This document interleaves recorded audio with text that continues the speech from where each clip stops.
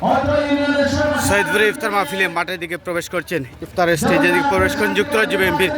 বারবার নির্বাচিত সাধারণ সম্পাদক জনাব কয়সরে মাহমুদ। সাথে রয়েছেন সাবেক মেয়র, সিলেটের জননন্দিত মেয়র জনাব আরিফুল হক চৌধুরী, রয়েছেন সুনামগঞ্জ জেলা বিএনপি সিনিয়র সভাপতি অ্যাডভোকেট মল্লিক মনিদুল সোহেল,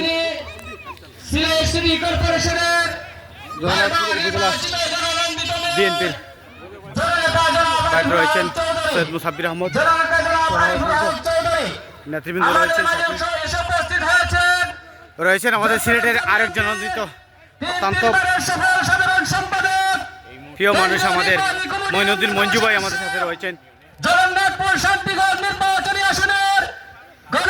এগিয়ে আসছেন জগন্নাথপুর শান্তিগঞ্জের প্রিয় নেতা, জগন্নাথপুর মানুষের আশা আকাঙ্ক্ষার প্রতিফলন জননেতা কয়সরে মাহমুদ, সাথে রয়েছেন আরিফুল হক চৌধুরী। উপস্থিত হয়েছেন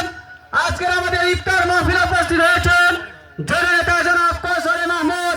সৈয়দপুর শাহবাগ ইউনিয়ন বিএনপি অঙ্গ সহযোগী সংগঠনের পক্ষ থেকে নেতাকে আমরা স্বাগত এবং শুভেচ্ছা জানাচ্ছি। আমরা দেখতে পাচ্ছি এগিয়ে আসছেন জনাব আরিফুল হক চৌধুরী এবং কয়সরে মাহমুদ একসাথে সৈয়দপুরের দিকে প্রবেশ করছেন। বিশেষ অতিথিবৃন্দ সিলেট জেলা মহানগর সুনামগঞ্জ জেলা উপজেলা বিএনপির আমরা দেখছি এই মুহূর্তে ঐতিহাসিক ৭ নং সৈয়দপুর বিএনপির উদ্যোগে আজকের ইফতার মাহফিলে সামনের সারিতে রয়েছেন যুক্তরাজ্য বিএনপির বারবার নির্বাচিত সাধারণ সম্পাদক জগন্নাথপুরের কৃতি সন্তান জনাব কয়সরে মাহমুদ, রয়েছেন সিলেটের জননন্দিত মেয়র, সিলেটের কোটি মানুষের স্পন্দন জননেতা জনাব আরিফুল হক চৌধুরী, সাথে রয়েছেন